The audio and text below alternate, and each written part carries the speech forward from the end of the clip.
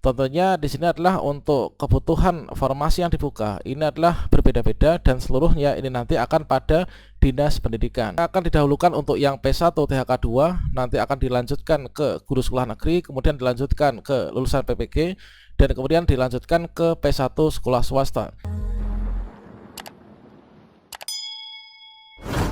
Pada video sebelumnya ada salah satu kawan kita yang bertanya, yaitu dari Mas Zakon ya, bagaimanakah nasib P3K guru swasta untuk yang P1. Pada video ini kita akan melakukan pembahasan bukan hanya untuk teman-teman P1 dari guru sekolah swasta, namun juga untuk teman-teman P1, P2, P3 dan juga pelamar umum. Seperti yang telah kita ketahui bersama bahwa untuk formasi P3K guru di tahun 2023 ini seluruhnya berada pada Dinas Pendidikan. Artinya nanti ketika sudah dibuka pendaftaran, kita semua melakukan pendaftaran, kemudian nanti untuk pendistribusian formasi itu nanti akan dilakukan perankingan ya, sesuai dengan mekanisme di tahun 2023 yang melakukannya ini adalah dari admin SCSN Dinas Pendidikan. Nah, berikutnya nanti di sini kita akan membahas kira-kira seperti apa sih peluang lulus untuk teman-teman guru yang sudah lulus passing grade atau P1 yang sudah lulus passing grade di tahun 2021 pada seleksi P3K guru tahun 2023 ini. Dan untungnya di sini adalah untuk kita yang sudah lulus passing grade atau P1 2021 ini berada pada bagian puncak ya untuk penempatan formasi dari segi pengurutan.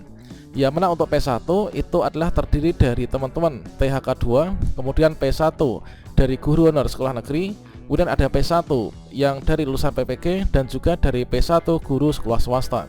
Untuk yang P1 THK 2 dan juga P1 guru honor sekolah negeri ini memiliki sekolah induk, sedangkan untuk yang P1 lulusan PPG dan juga P1 sekolah swasta ini tidak memiliki sekolah induk. Dan untuk urutan penempatan ini nanti akan didahulukan untuk yang P1 THK 2, nanti akan dilanjutkan ke guru sekolah negeri, kemudian dilanjutkan ke lulusan PPG, dan kemudian dilanjutkan ke P1 sekolah swasta.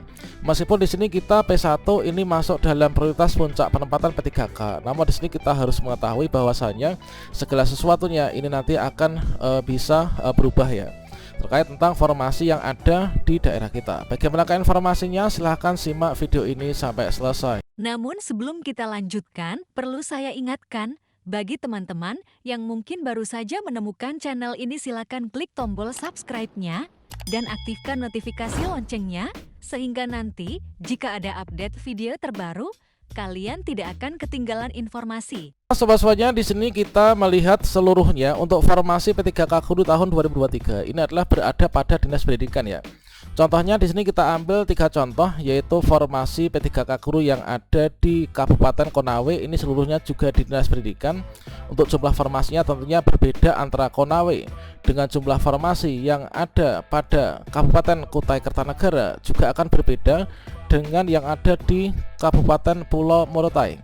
Tentunya di sini adalah untuk kebutuhan formasi yang dibuka ini adalah berbeda-beda dan seluruhnya ini nanti akan pada Dinas Pendidikan.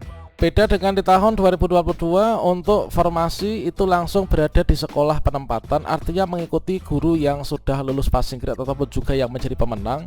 Untuk di tahun 2023 ini formasi seluruhnya ini pada Dinas Pendidikan. Misalkan di sini adalah formasinya seluruhnya ada Dinas Pendidikan Provinsi DKI misalkan, nanti akan didistribusikan kepada mereka yang menjadi pemenang. Kalau misalkan di sekolah ini beliau ini ada formasi, masih ada kebutuhan, maka dia akan ditempatkan di sekolah induknya. Kalau nggak ada kebutuhan, maka nanti P1 ini akan ditempatkan di sekolah lain yang ada kebutuhan ya. Nah, untuk teman-teman bisa memprediksikan kira-kira kita sebagai P1 itu nanti peluangnya seperti apa. Tentunya di sini kita perlu mengetahui yaitu untuk alokasi P3K formasi yang ada pada Dinas Pendidikan kita. Nah, sebagai contohnya di sini kita ambil dari salah satu dari 3 contoh yang tadi kita sajikan depan ya. Yaitu misalkan di sini untuk guru IPS itu ada 3, kemudian untuk guru TIK itu ada 12 dan lain sebagainya. Nah, kemudian di sini keuntungan teman-teman yang masuk dalam kategori P1 ini adalah kita itu mendapatkan prioritas pertama.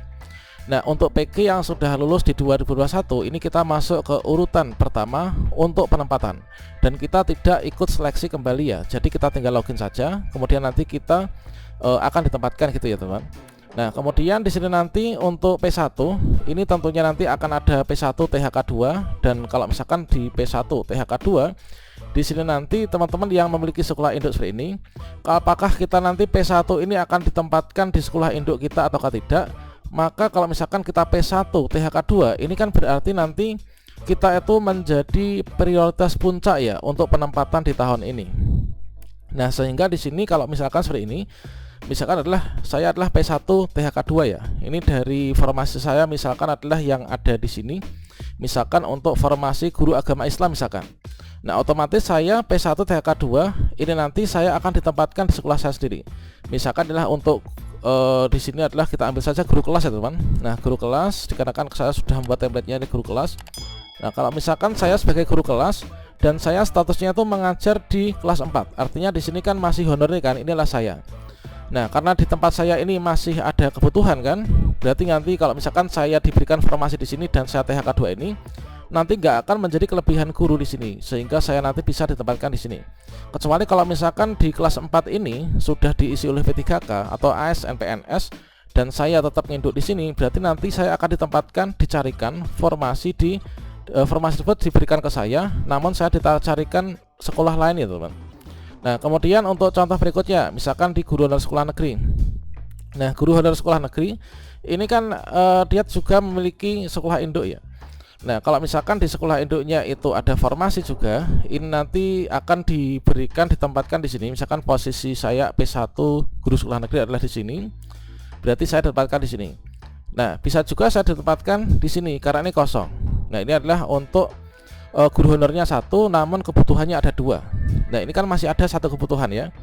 Nah, nanti untuk teman-teman yang dari lulusan PPG maupun juga dari guru sekolah swasta, ini nanti akan ditempatkan. Karena untuk P1 PPG dan juga P1 swasta ini kan nggak memiliki sekolah induk kan nggak ada penempatan di sekolah swasta, kan nggak ada ya.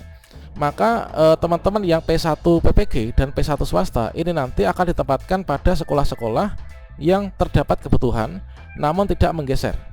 Nah, kalau misalkan ini adalah ada P3 misalkan P3, maka kalau misalkan masih ada kebutuhan kita bisa ditempatkan di sini, namun P3 tersebut nanti nggak akan kehilangan kelasnya teman-teman.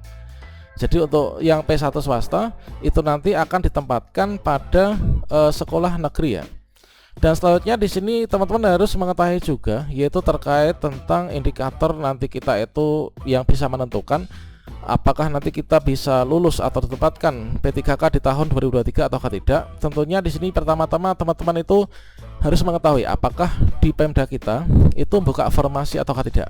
Dikarenakan kalau nggak buka formasi, ini adalah berarti nggak mengadakan seleksi P3K guru kan. Kalau misalkan Pemda kita nggak buka formasi atau nggak mengadakan seleksi P3K guru, nantinya kita nggak akan bisa mendaftar P3K guru di tahun ini.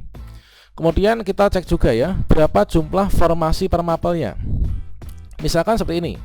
Nah, misalkan ini adalah teman-teman P1 semuanya, ini adalah formasinya itu misalkan guru agama Islam misalkan. Nah, ini formasinya itu ada 16 ya. Misalkan formasinya ada 16. Jadi di sini nanti teman-teman juga mengecek berapakah jumlah formasi mapel yang ada di daerah kita. Kemudian setelah itu teman-teman di sini juga harus perlu mengecek yaitu data P1 satu instansi. Nah, tentunya setiap kabupaten itu kan ada grup WA atau grup Telegram kan.